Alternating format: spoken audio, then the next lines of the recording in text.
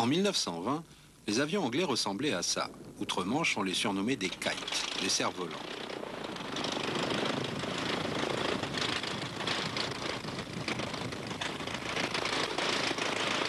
Ce SE-5, comme ce Bristol Fighter, étaient des cerfs-volants motorisés et gouvernables.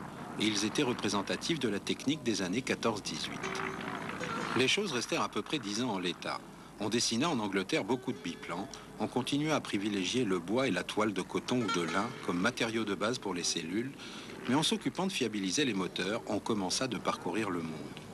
Des petits monomoteurs comme ceux de la série des 2 Havilland Moth rendirent célèbres des pilotes aventuriers, personnages à la Kipling, parmi lesquels des femmes, John Batten ou Amy Johnson par exemple, ou des caractères trempés tels que Chichester, le futur coureur des mers. L'aviation sportive se mariait très bien aux traditions très anglaises de l'exploration et du voyage lointain. Mais l'avion équipé de roues tel que nous le connaissons aujourd'hui avait un sérieux concurrent dans la course à la conquête de la navigation aérienne en la personne de l'hydravion. Dès les débuts de l'aviation, on avait pensé que l'eau serait la plateforme idéale pour recevoir et relancer les avions. L'Angleterre, reine des océans, ne pouvait bien entendu ignorer l'hydravion. La France, puissance coloniale, avait elle aussi d'immenses ambitions dans ce domaine. Comme l'époque était aussi celle de la découverte de la puissance de la presse, on ne disait pas encore les médias, ce qui devait arriver arriva, on mit des numéros sur les dérives et on inventa des compétitions chargées de prestige car royalement dotées. D'autres pays se lancèrent dans l'aventure des sports aériens mécaniques comme l'Italie. La plus grande compétition de l'histoire du ciel fut ainsi inventée par un Français et principalement courue entre l'Angleterre et l'Italie, la Coupe Schneider. La Coupe Schneider était laide, à l'inverse des hydravions conçus pour elle. On était à la fin des années 20 et quelques hydros de vitesse furent assemblés à l'unité comme des Formule 1 du ciel. La Royal Air Force avait demandé à la société Supermarine de défendre le pavillon. Ce fut la série des S4, S5 et S6. Plus de 2000 chevaux, des vitesses dépassant 600 km/h sur des circuits balisés de bouées, parcourus à basse altitude. Les Italiens alignaient des maquis Fiat équivalents et des centaines de milliers de spectateurs firent le voyage de Venise ou de Calshot pour admirer les bolides qui tuaient régulièrement leurs pilotes.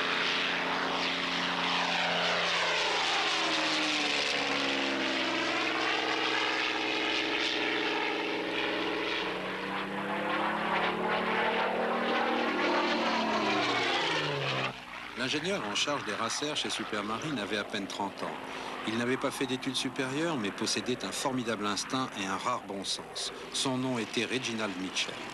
Et ses hydros de course donnèrent définitivement la Coupe Schneider à la Grande-Bretagne en 1931, après 3 victoires successives. Quant au moteur des S6, c'était des 12 cylindres en V de chez Rolls-Royce. Si un jour il faut filmer un remake de l'étoffe des héros, on pourra s'inspirer des exploits de ce petit groupe de pilotes anglais qui prenaient si naturellement la pose.